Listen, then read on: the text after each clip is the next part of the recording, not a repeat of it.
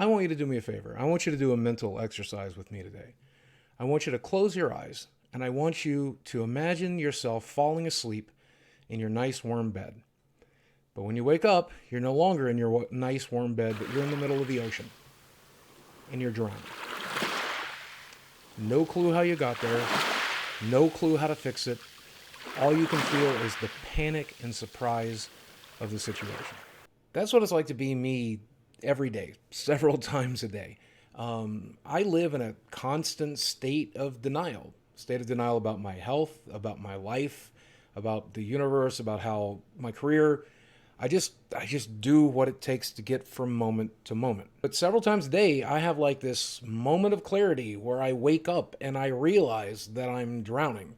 I'm realizing that my weight is killing me, that the state of my career is in disarray, that my house is not as clean as I want it to be. That everything is kind of awful, and I panic and I lose my mind and I say and do really stupid things, trying to figure it out, trying to fix it, and then eventually I slip back into that state of denial. I've used many words to try to describe this phenomenon, though recently I think I found the right terminology. Originally I called it being dissociative. I've called it depersonalization, also derealization, and basically I feel like a robot inside of my own body, like this is a video game and the world is a video game and I'm controlling everything remotely and none of it really matters and none of it's real.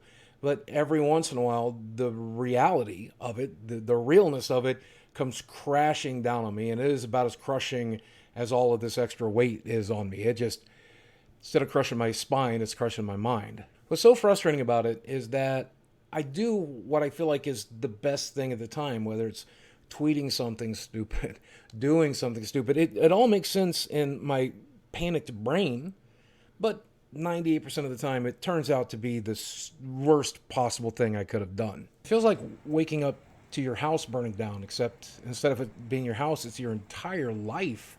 And the worst part about it is you know you're the one that set the fire, but you did it at a time where you just weren't in very good control over what you were doing.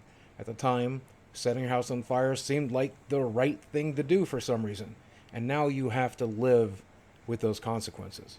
So you live in this constant state of rebuilding from the last disaster, but while you're in the middle of trying to rebuild, you commit a brand new disaster because the way that you're rebuilding isn't correct, and eventually everything crumbles like a Jenga tower. People have often told me that I act like someone who's completely unself-aware.